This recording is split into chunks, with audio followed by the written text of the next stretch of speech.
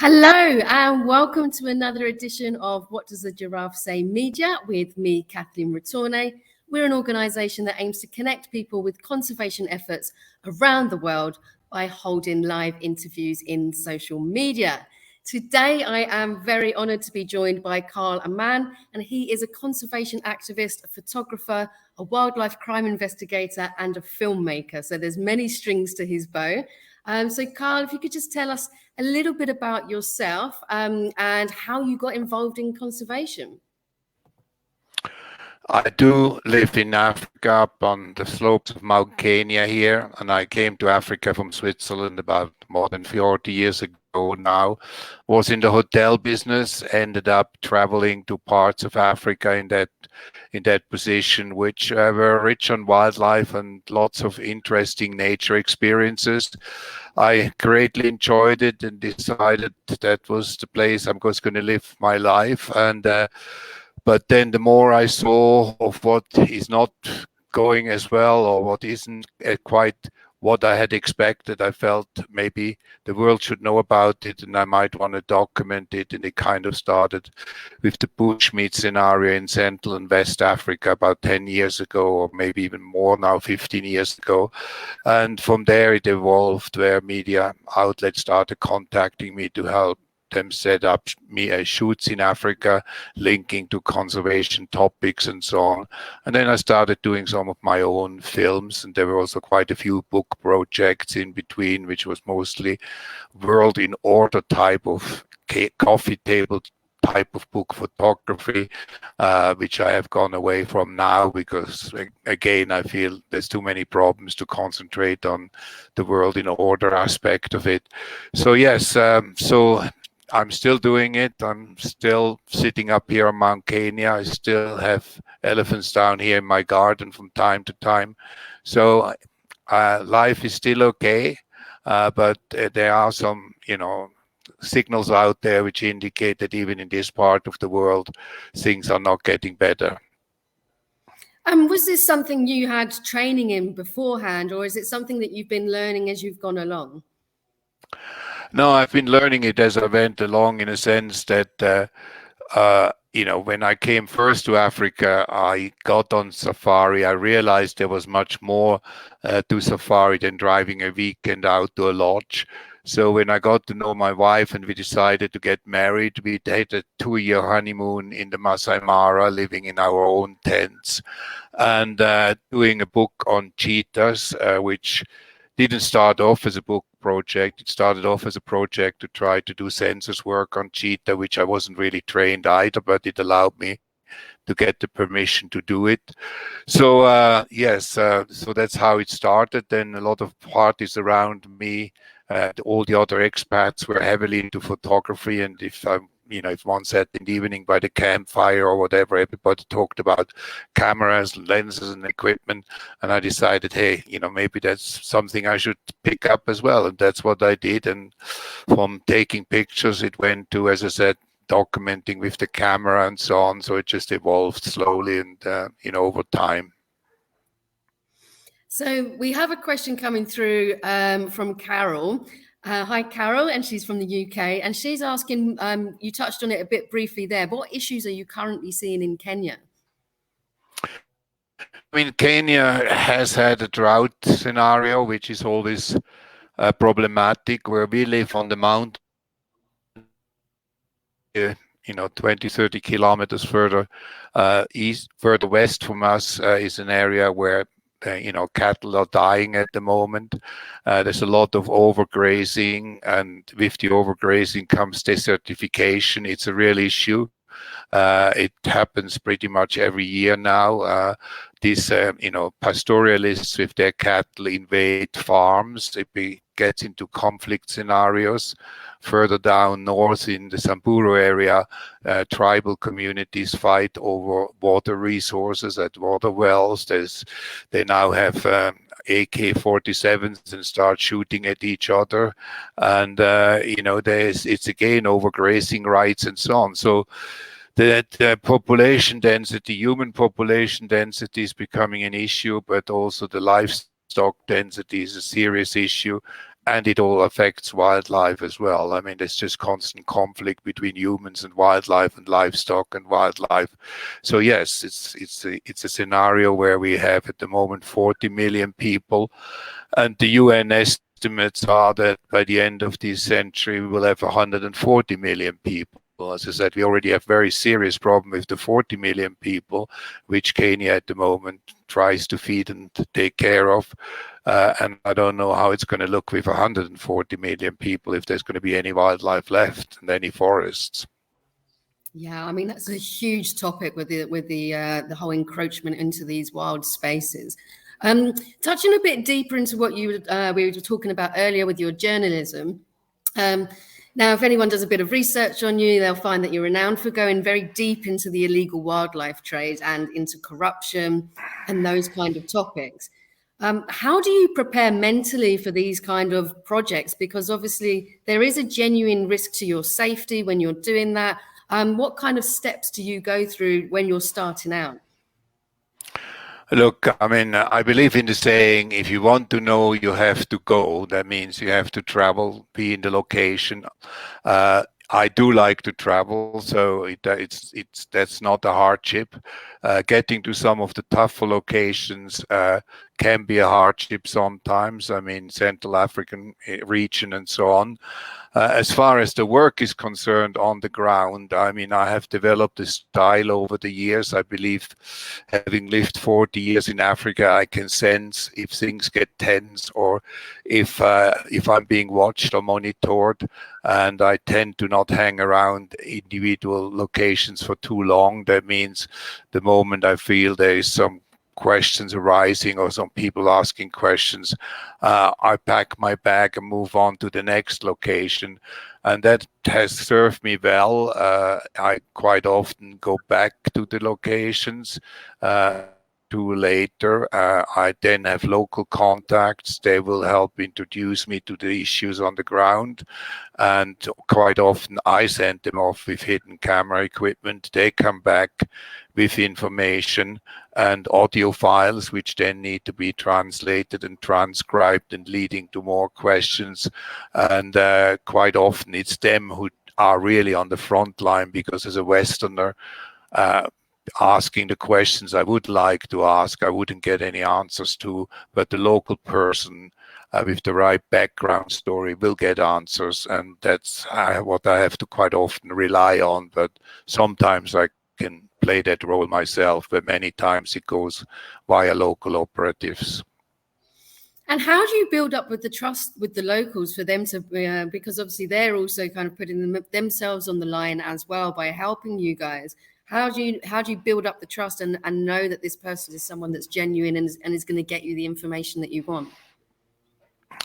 Look, it generally starts off with, I mean, there were a few occasions where I've teamed up with, with conservationists, people who were in doing their education somewhere in conservation biology and so on. So I know that was something which was of interest to them and they wanted to help. But most of the time it's hiring a guide. The guide doesn't really know what I'm after or what it's all about. When they figure it out, they quite often feel, okay, this might turn out too risky for me. And then we discuss it, how far they're prepared to go or not to go. But I guess it all evolves over time. And that's what I think that's where my strength is. Some of these relationships have now been going for 10, 15 years with some of these informants, and I have. And so we talk on the phone. They send me new information, new contacts. I ask questions back. I sometimes transfer money for them to go into the field. They all pretty much have hidden camera equipment, which I leave with them, which they can use if a situation arises. So it's building that kind of relationship and trust over years, which I have found works best. Whenever you recruit a new person, yes, it can be an uphill struggle. And yes, they might tell you after a few days, look, I'm not really ready to push the envelope on this front or another. This can get too risky for me or my family. And then you have to say, okay, fine, I'll accept that and move on, do it yourself or find somebody else. So that's happening as well. Excellent. I've just to give you a little warning, my power's just gone and my battery's starting to beep already. So I'm hoping that it will hold out for the rest of the show, but fingers crossed.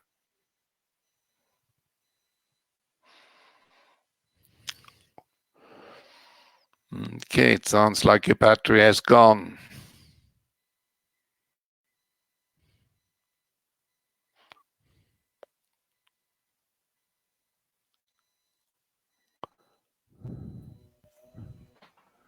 Oh, sorry. Okay. Hopefully this is going to hold out. I'm now hotspotting. She's asking, what is one of the wildlife stories you have covered that has affected you the most? Look, the one I've done recently, which has gotten, as I said, quite a bit of attention, we are still working on the film. It's just only come out and is being promoted. It's in Europe on Amazon Prime. Is this Tiger Mafia tale, which has dragged on over 10 years, and I've constantly discovered new aspects. I thought I knew quite a lot about, tiger poaching and the reasons why tigers were poached and what the demand and supply side looked like.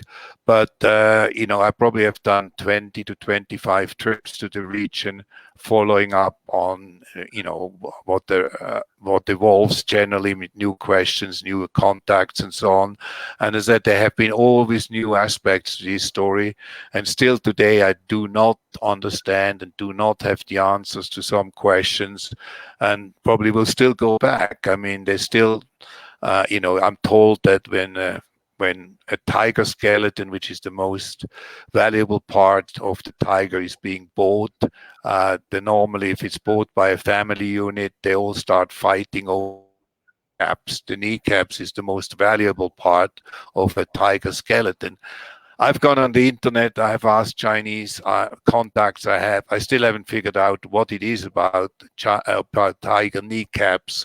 But so these questions have been arising throughout these 10 years constantly, and I've learned a lot and figured out a lot what's involved and what drives the demand. But as I said, I'm still not quite clear how it all works. And you touched on it there when you're talking about the Tiger Mafia. Now it's now released on Amazon Prime, and it was also the Jackson Wild Media Award winner. What was some of the biggest challenges? I mean, you said there it took 10 years in the making. What were some of the biggest challenges that you were facing as you were doing that?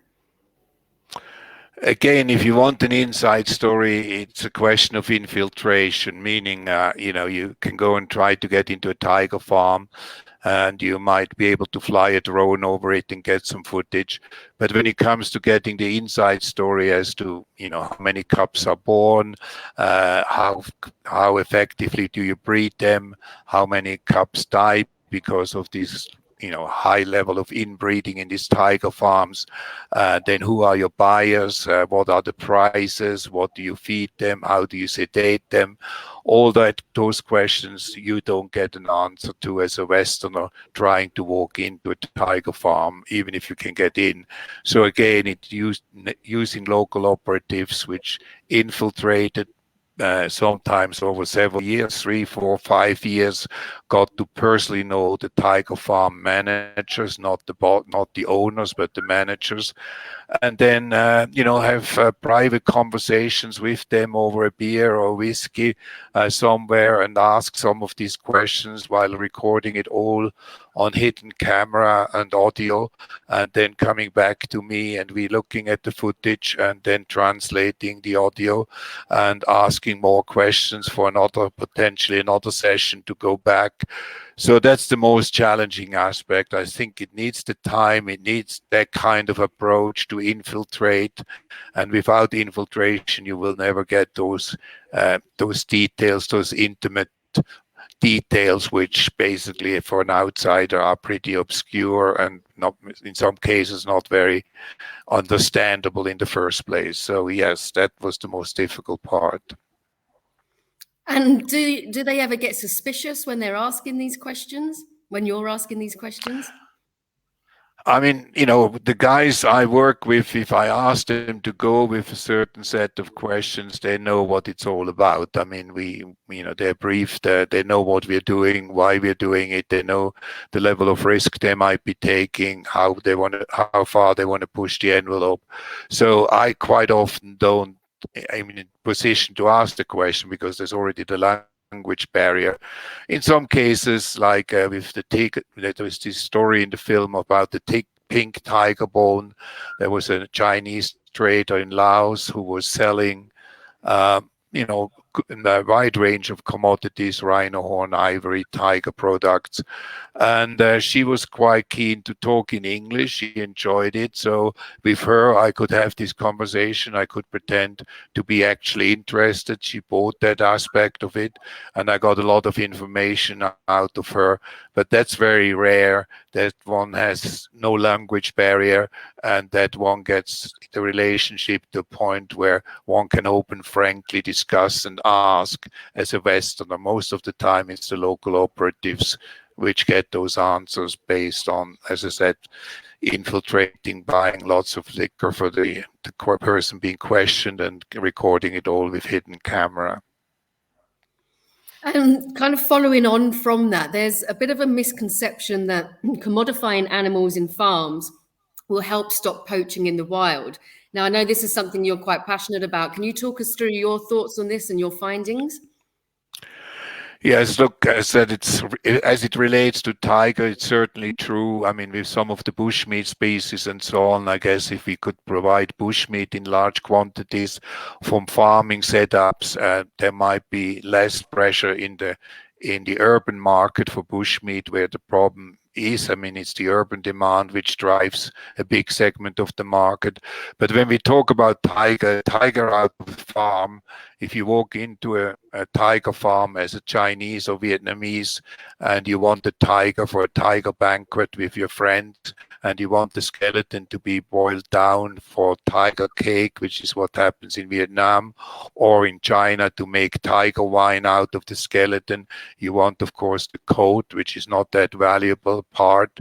But so you use all these bits and pieces, and the price for such a skeleton, for such a tiger, is $250 to $285 per kilo, and these cats are generally fully grown, and that means about 200 kilos. So we're talking $50,000, which is put on the table to buy such a cat, which is then butchered, and the intestines are taken out. The buyer gets 8 kilos worth of discounts for the intestines, and then he pays for the rest, is $285, and he decides if he wants to have it turned into products there and then, or if he takes the tiger back in the boot of his car. And that's how it works. And as long as the word is out there that the tiger is worth $50,000, and let's take places in Burma, in Myanmar, where there's still some tigers. If somebody knows about those price level, and the villagers would know about it, and they see somewhere tiger footprints, there will be a businessman around the corner who will finance them to go out and get that tiger. They will give them whatever equipment they might need. They will essentially employ them. They will offer them a specific price, and they will get out and set up whatever needs to be set up, traps, or in our case, there were strip mines which they used.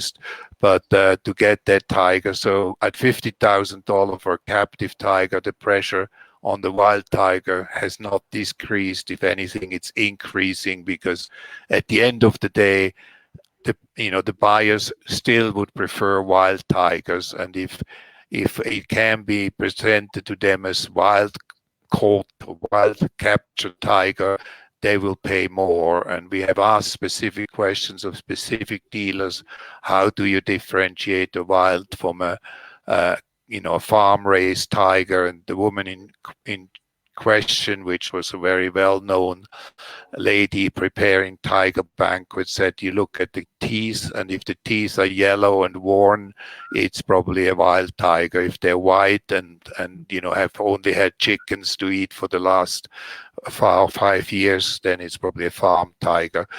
So yes, I don't think farming tigers takes much pressure off the wild tiger population. Yeah. We have a question coming through from Melanie. Hi, Melanie. She's a regular watcher of the show, so always lovely to see her. And she's asking, what is your opinion about CITES? What is needed to make it a force against wildlife trade? Do you see a chance that there is an international law against wildlife breeding and exploitation one day? Look, CITES has some resolutions which deal with the breeding and farming. It can only be done in the case of tiger if there's a conservation benefit, which there really isn't in most of these tiger farming operations. The problem with CITES is just enforcement. I mean, it's just, as far as I'm concerned, I've been involved with it a long time. I've been in Geneva dozens of times. I've interviewed officials, enforcement officials. I've confronted them with the realities on the ground that nobody out there really gives a damn about CITES, that there's never any repercussion. Pretty much every country and the individual dealers or traders know that there's very little risk of anything happening in the context of their country enforcing CITES rules and regulations. CITES has a toolbox of enforcement tools. They can suspend countries. They can use Article 8 of the Convention, confiscating live animals which are illegally trafficked. And the obligation is there to prosecute traders and so on by the parties to the Convention. It practically never happens. I know of one case where Article 8 has been used. That was a bunch of 4 gorillas about 10, 15 years ago from Nigeria, which were eventually confiscated in Malaysia and returned to Cameroon. But otherwise, I've never seen Article 8 enforced as far as confiscating illegally trafficked CITES 1 listed species, very valuable species, with hundreds of thousands of dollars having changed hands, no effort made of enforcing this article of the convention. So, it's a paper tiger, which nobody takes seriously in the field. The guys talking in Geneva take it seriously, it seems.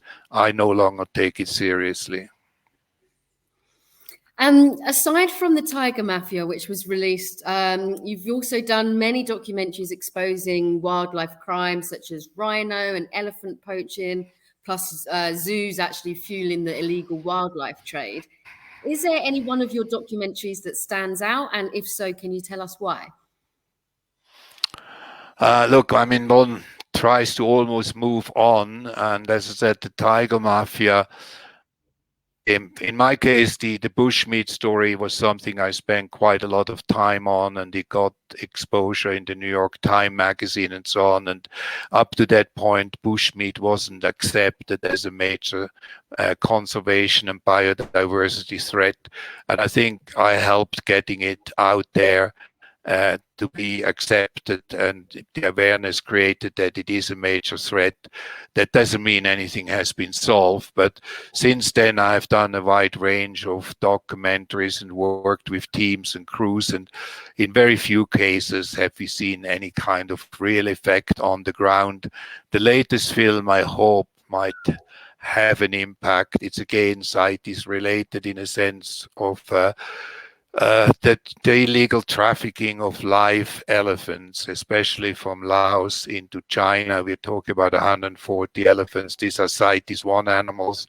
They shouldn't be commercially traded across international borders. They are. We have the evidence. We have the dealers on camera, on hidden camera, and otherwise. We have collected the documentary evidence showing that what's going on is illegal. So now we are expanding it with documenting some of the trafficking, or up to now it hasn't really been trafficking, but trading of elephants out of Africa into Asia. Again, about 140 elephants have gone to China, but more or less legal because they were classified as CITES 2 animals. Now there's there's been a new resolution at the last CITES meeting where the majority, 2/3 majority voted no longer exporting live elephants out of the range states in Africa. And it's still happening. It's happening as we speak. There's a shipment being prepared to leave Namibia for the UAE. The CITES Secretariat seems to be looking for every loophole which might possibly exist to justify the shipment of wild-caught elephants to go into a zoo in the UAE. So that's again kind of a story along the line of Blackfish, which was one of the few wildlife documentaries which really had an impact in a sense that the industry reacted. So I hope that maybe with this new documentary we can create a level of awareness where something changes, the policymakers and the average public reacts sufficiently to it that something will change on some level. So that's the latest project.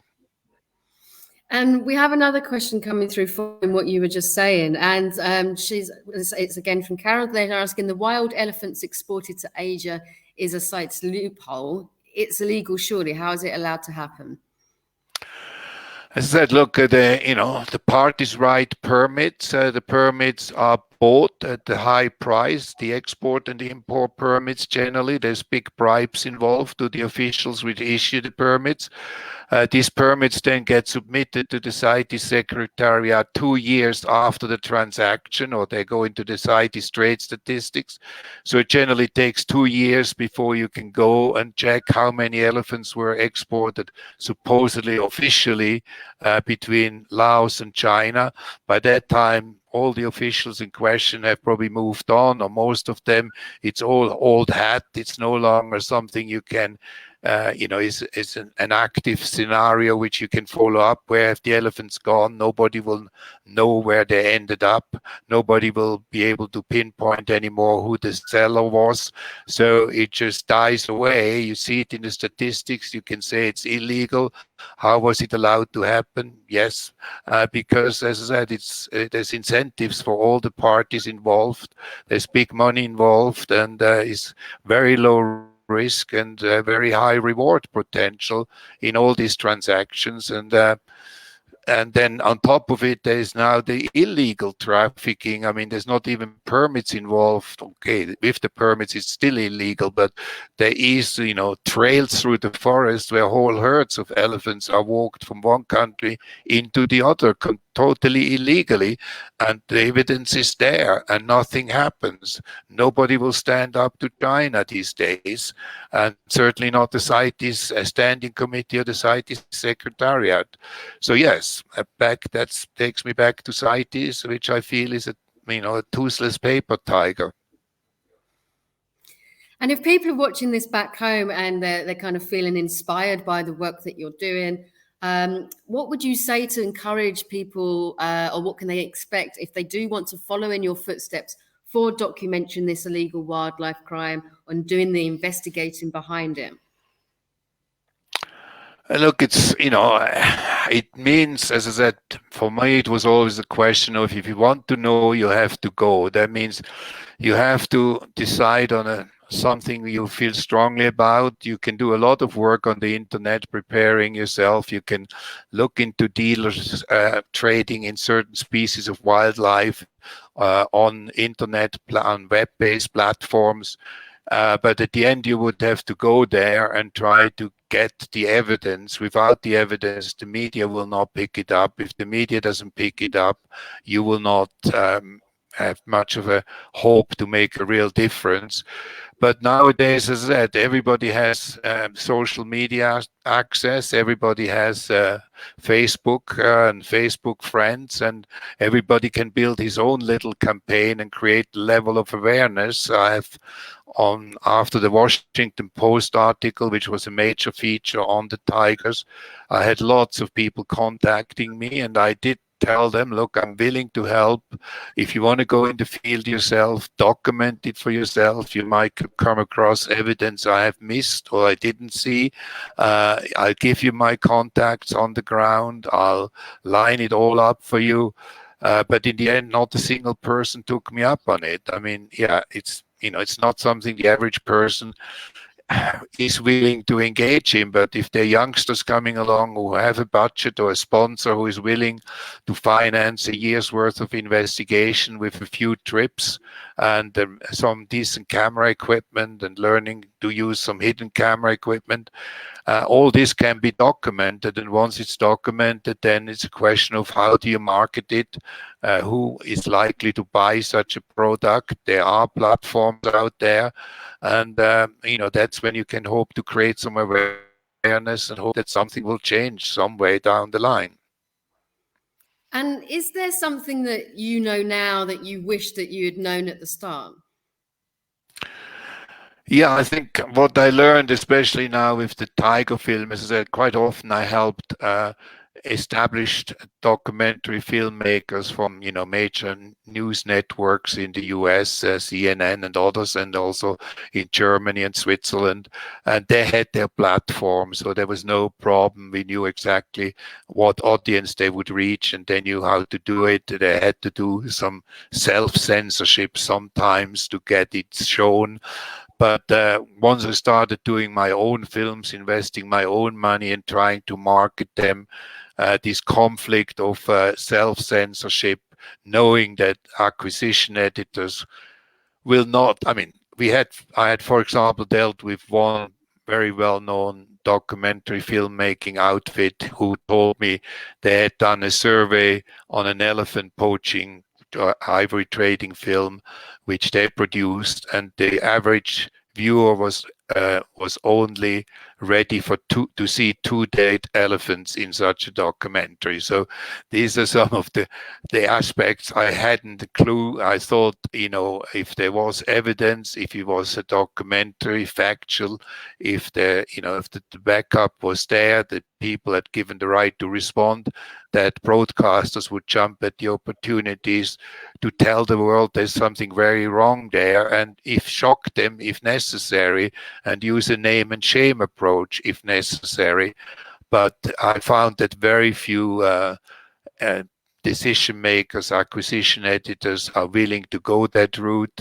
They want to keep their viewers relatively happy and tuned in, not upset them too much, and they change the channel. And the other thing is, when you go up against countries like China and Vietnam and others, they know there's potential pushback, especially in the case of China. Every one of these decision makers knows that it could backfire on him, that there might be a nasty letter from an ambassador to his boss, and that he might have to justify why he decided to commission this documentary or show it. So all that was relatively new to me and only came to me in the last few years. And as I said, quite often I was pushed into making decisions on self-censorship, being told, no, we can't bring this scene, this is too hard, people will be too upset with it, we just cannot do it. And saying, but for me, that's what it's all about. That's why I want it out there. So that was the frustrating and challenging aspect. I can imagine. Yeah, I completely. I can think about that myself. That some people would just rather not watch it and turn away because it's too painful to see the actual reality. And that kind of feeds nicely into a question that we've had from Melanie. And she said, when you see all these things that are happening, what are your personal feelings about the future of wildlife and your views on the future in general?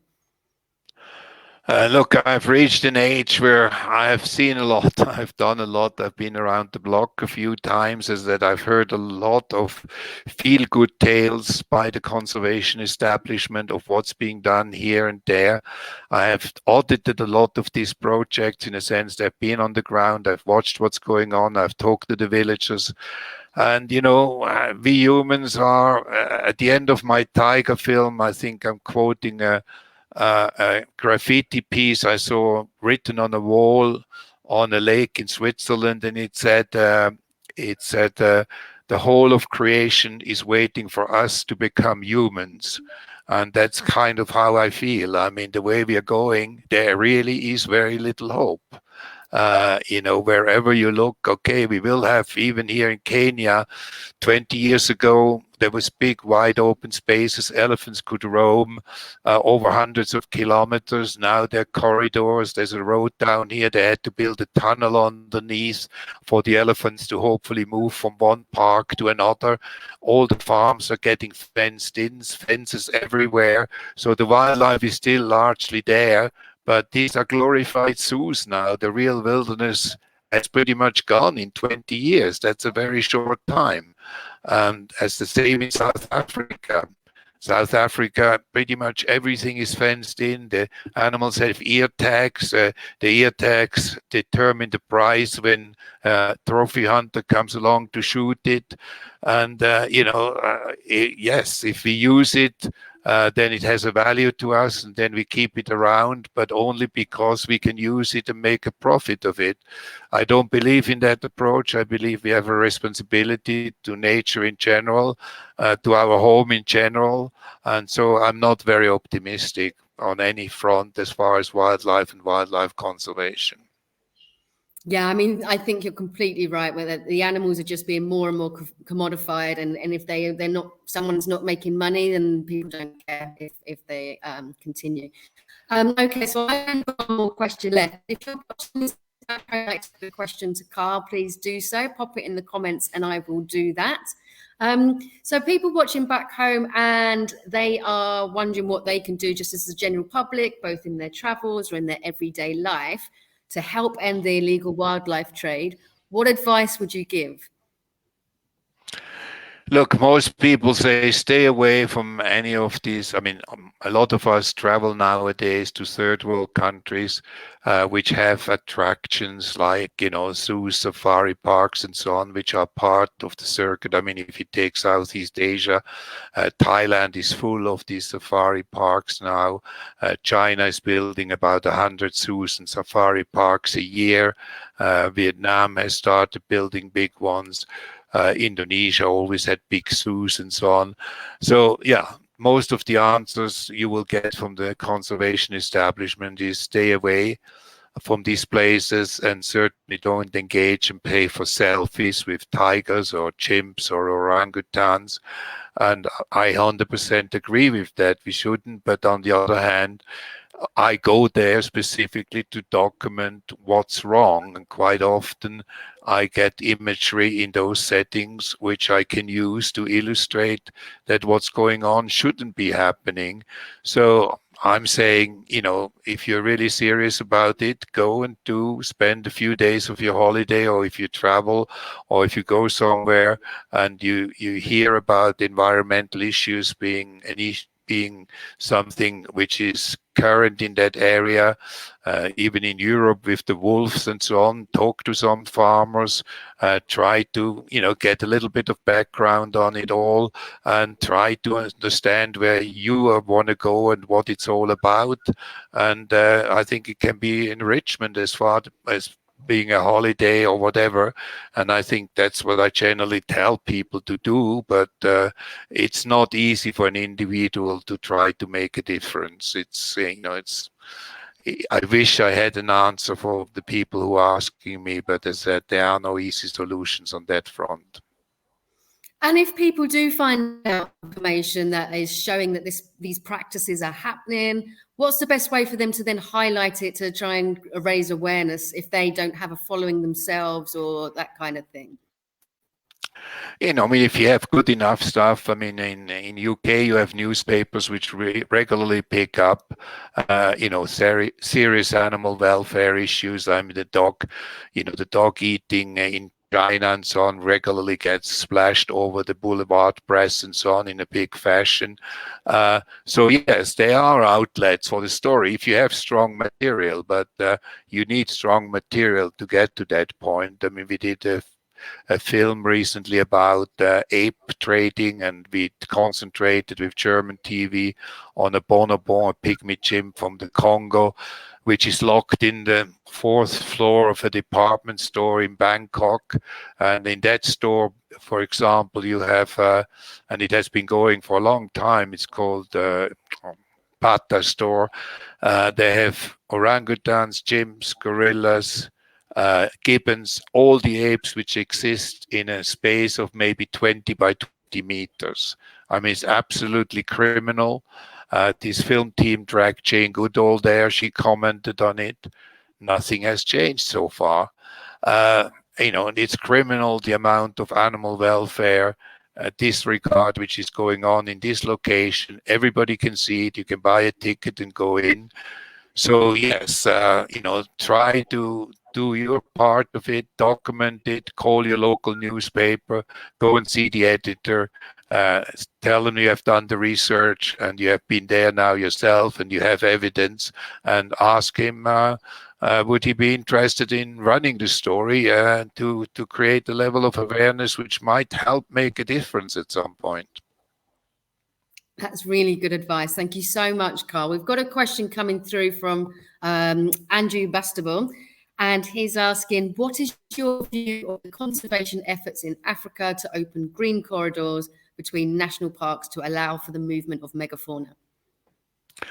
Look, I think it's a good idea. I mean, I know it's mostly Southern Africa where there's still some very big wilderness areas which are not fenced in, and where the animals still can roam. And if we can protect these corridors, then maybe there's another 10, 20 years of wilderness left and wildlife to roam in it. So yes, there are pockets left. If you take that whole region from Mozambique going into Zambia and Botswana, Zimbabwe, that whole region is not very heavily populated by humans yet, or at least some parts.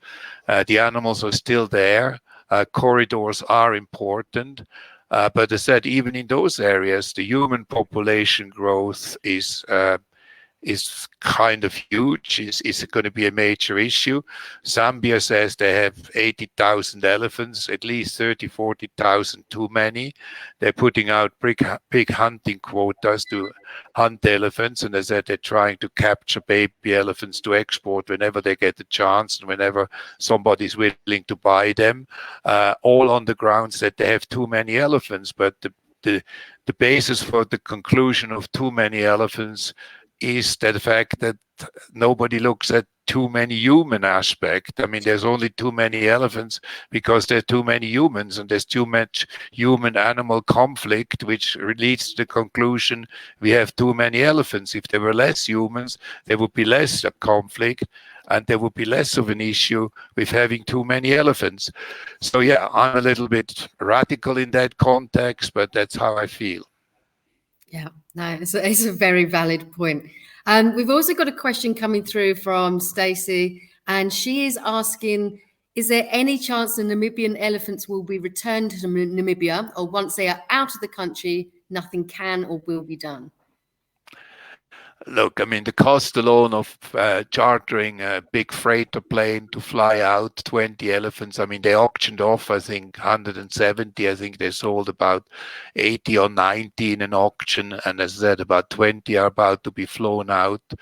So the fact is, once they're gone, they're gone. I mean, if they were to be released tomorrow back into the desert area from which they came in the north of Namibia tomorrow, they would resume their normal life. It would be fantastic. It would be great, but it's not happening. $100,000s of dollars have already been invested in capturing them and getting them in this quarantine setting. A bit of a freeze. setting. Hold on 1 second. Let's see if we can get that fixed and back up. Okay. Right, we're back. Sorry, yeah. Apologies, yeah. Okay.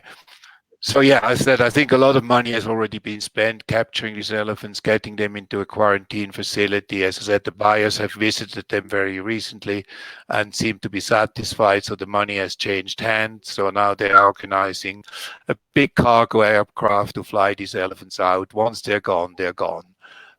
Again, then the question arises, who is willing to go to Al Ain Zoo and who is willing to go to Sharjah and document the life quality of these elephants, document the animal welfare component, document the life they had when they roamed in the Kunene region of Namibia in the north versus the zoo they're stuck in now. The Alain Zoo already advertises they will allow interaction with these elephants, which most people think is crazy for wild-caught elephants, especially males, to interact with humans a short period after they have been captured. This must be a high-risk scenario. So there's a lot of issues, but it's happening. It's happening under our nose. It's happening in contravention of CITES to a big extent. And, we don't seem to be able to do anything about it, which is frustrating.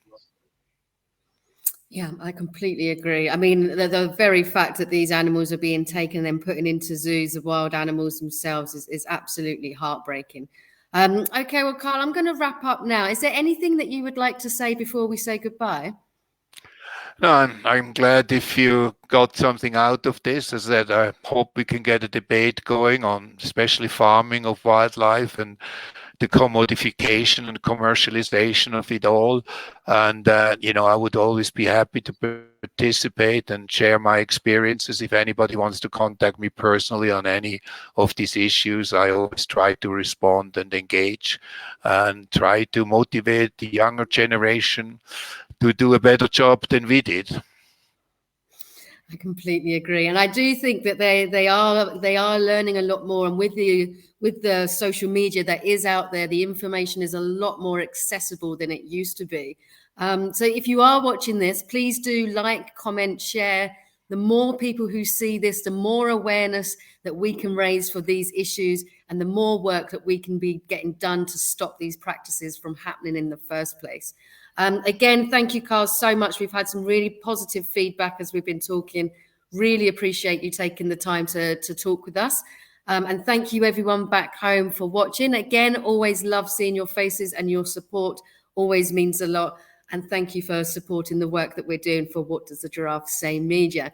So for now, Karl, I will let you go and enjoy the rest of your day. Thank you again, and everyone enjoy the rest of your day.